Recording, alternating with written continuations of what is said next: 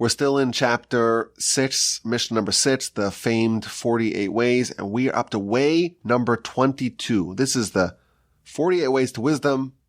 Our sages, the greatest wise people in history, they delineated for us 48 different ways to achieve wisdom.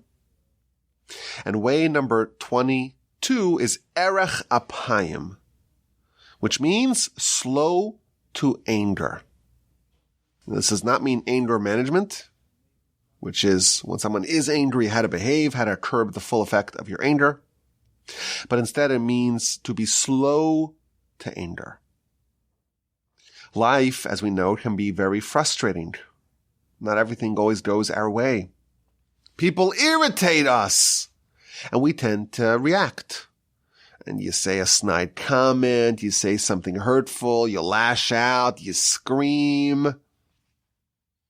Anger, to have a temper, this is part of the human experience. And in this mission we're told that being slow to anger is a virtue. And it's also a way to wisdom.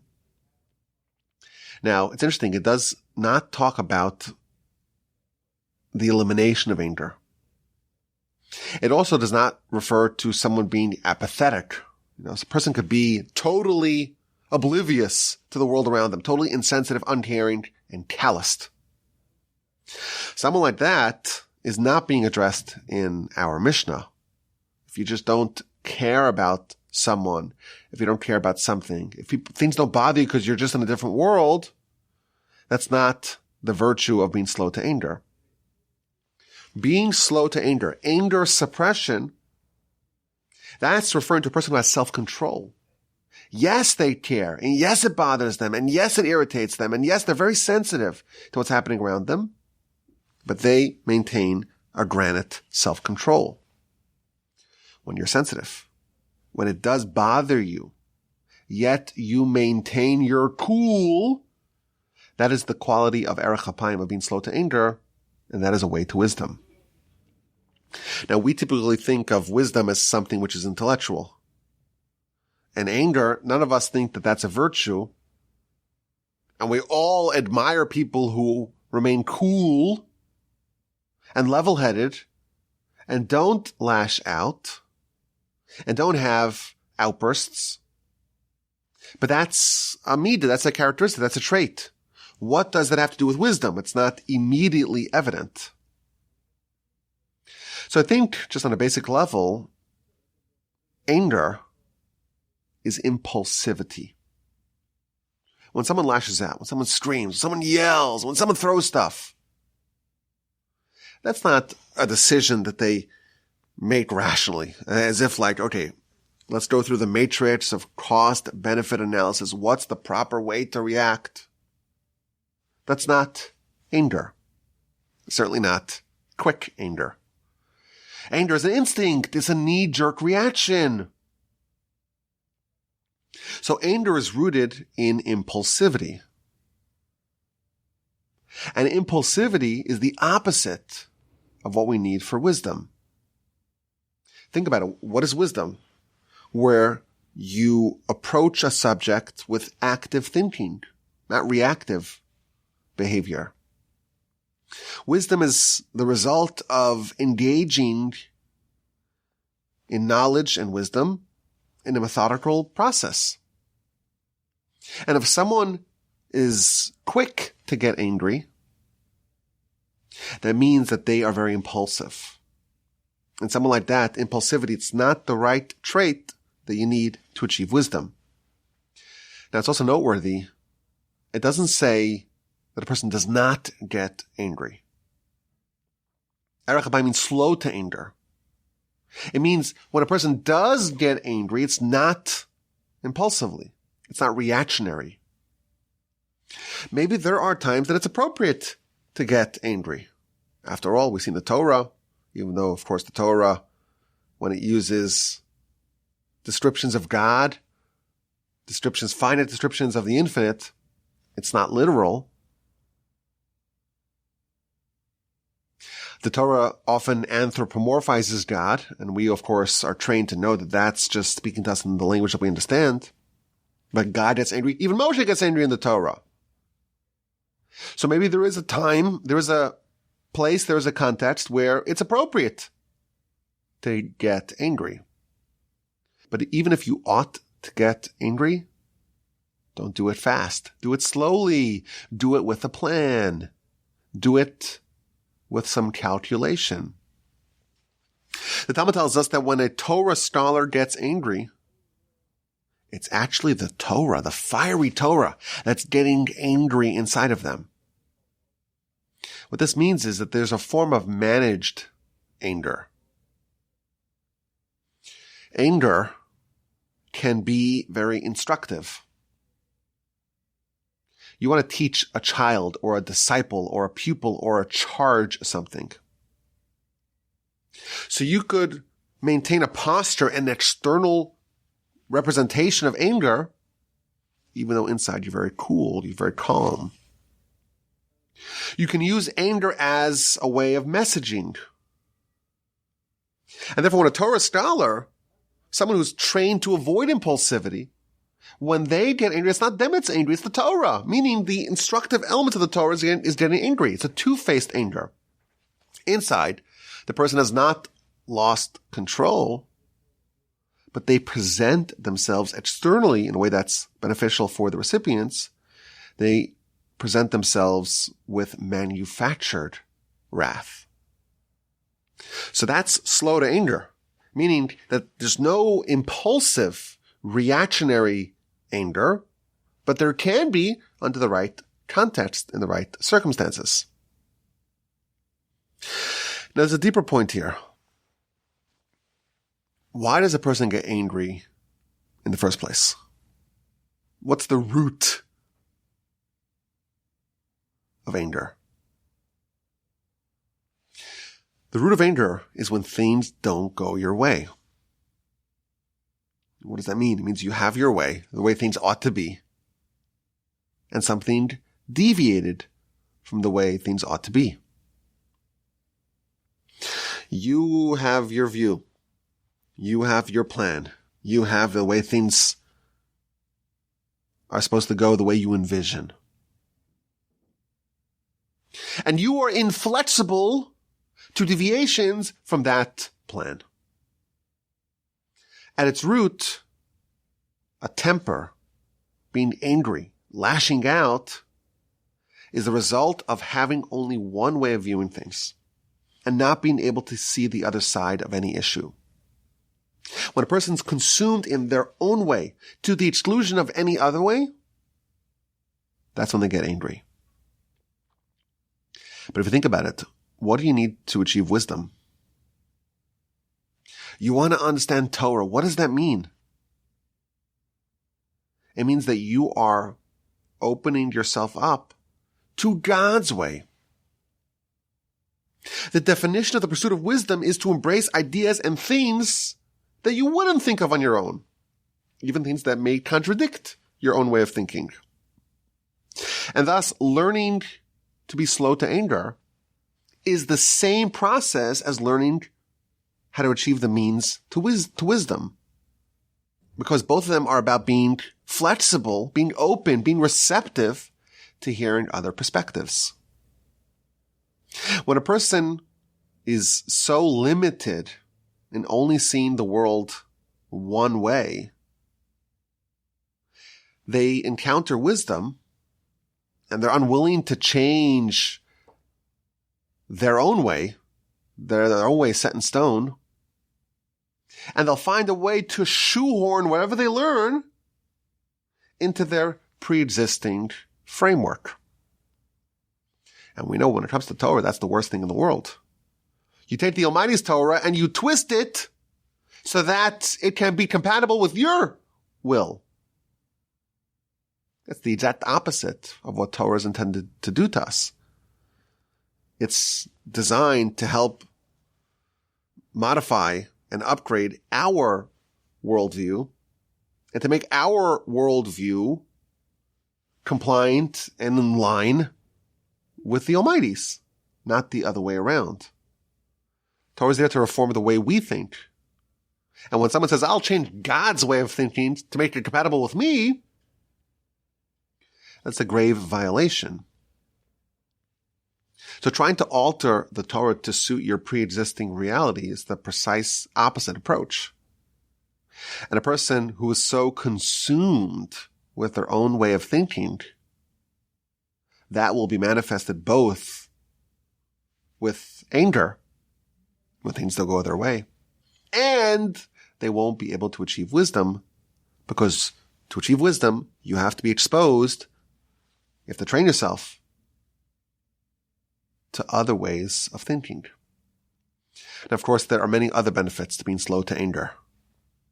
In our Mishnah, we're talking about it in the context of achieving wisdom, but in many other ways, relationships, think about it. Your friends, your family, your spouse, your children, your coworkers. Anger derails relationships.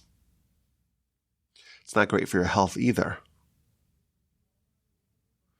Get all agitated, get all anxious, raises your blood pressure, and it's not productive. Listen, if anger was productive, and you start screaming and throwing things, and everyone suddenly gets in line, then maybe there's a good reason to do it. But you don't, in most cases at least, you don't actually get what you want. And everyone just looks at you and starts laughing about you behind your back. Anger lowers your stature in the eyes of others. You look weak because you cannot maintain control. It's not a sign of strength. It's a sign of weakness. Our sages speak very harshly about anger.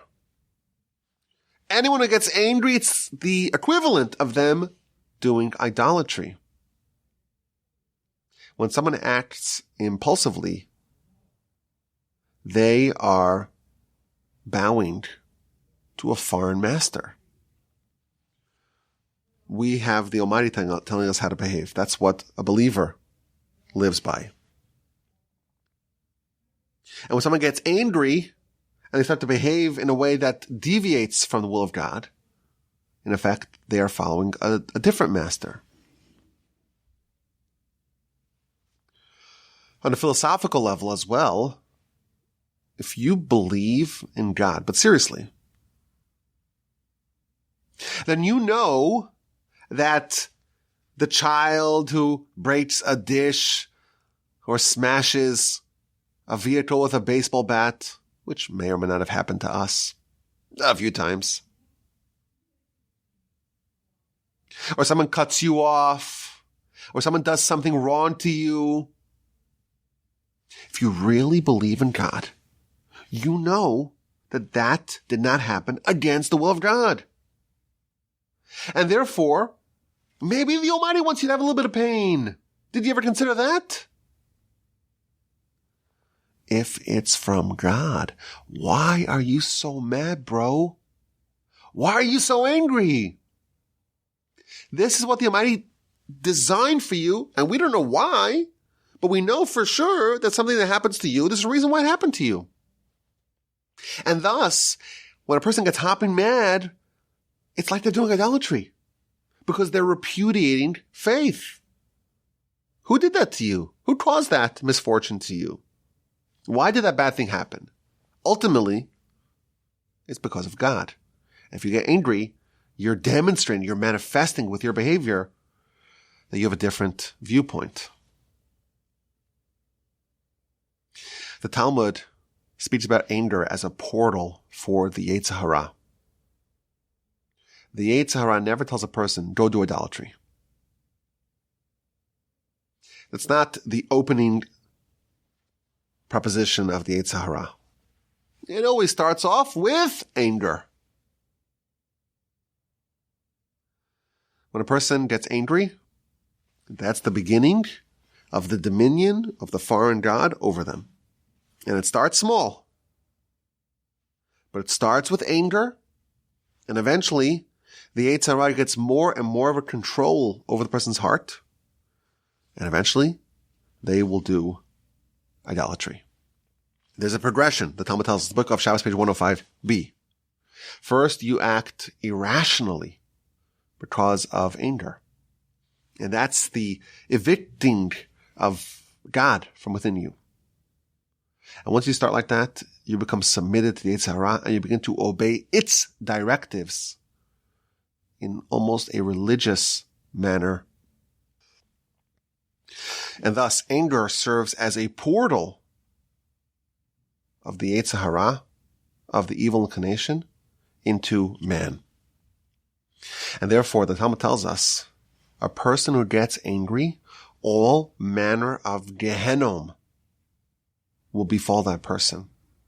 Because once a person gets angry, the Yetzer Hara, the foreign master, now has a foothold. It's in charge. It's calling the shots. And therefore, once it's in charge, the person could do all sorts of mistakes, all sorts of misdeeds, all sorts of sins, and therefore become subject to all sorts of Gehenom. With anger, all manner of sin and thus Gehenom are now bound to happen. Now, anger and being quick to anger is the opposite of wisdom.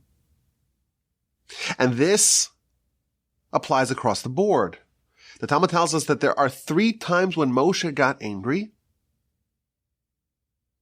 And in all 3 times, immediately after Moshe got angry, even though Moshe had very good reasons to get angry, he forgot a Torah law. The Talmud tells us, if Moshe, the greatest wise man we've ever had, the greatest prophet of all time, when he got angry, he forgot, all the more so us simpletons, us lay people. If we get angry, that is a blockage to wisdom. And yes, there are times where anger is appropriate and it's necessary. But even then, it has to be done properly. You have to have a plan. You have to evaluate the merits, the cost-benefit analysis of anger. And you have to be deliberate, not quick to anger, but slow to anger, not to just blurt it out. And it has to be only external. You have to display anger, but your internal equilibrium should not be disrupted. The Talmud tells us that a person is judged by 3 things: bekoso, bekiso, bekaso, which is easy to remember, with your cup, what a person drinks, with your wallet, with your pocket, how a person behaves with their money, and with their anger. We have a lot of facades. We could present ourselves in lots of different ways. But if a person's drunk, see what they do. See how they behave when their inhibitions are removed. How does someone spend their money? People could talk a big game. What do they give charity? Do they help others? And with their anger. When you see how someone behaves when things don't go their way, you know how much self-control they have, and you know who their master is. You know if the Yetzer Hara is in charge or if God is in the seat of their heart. The altar of Kelm, one of the great Musar masters, the student of Rabbi Israel Salanter, listen to this, you'll like this. He had a separate set of clothing that he would put on when he wanted to get angry. We react with anger. What does it mean to be slow to anger? Everything's calculated. It's deliberate. So he would say, oh, I have to put on my anger clothing.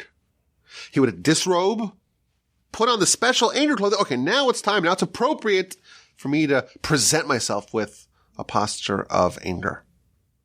That's what it means to be slow to anger. Now, of course, this demands that we learn to tolerate a degree of pain, learn to accept frustration. That's why it's not so easy. By default, we have our way, and then when things go off the path, we get frustrated. Being slow to anger demands that we learn to accept that. In Hebrew, the word for patience and the word for suffering is the same. Why? Because patience means to tolerate when things are not going your way. What does that mean? It means to suffer. It's not easy, but it's very valuable. And again, in many different ways. The portal of the Yetzer Hara is anger. Unbelievable. And our relationships can be destroyed by renegade, runaway anger. And yes, there is the time and place for it. But if we want wisdom and we want to have a robust life, a productive life, it behooves us to learn to be slow to anger, to have anger suppression. I hope you enjoyed. My email address is rabbiwalby@gmail.com. I look forward to your questions, your comments, and your feedback.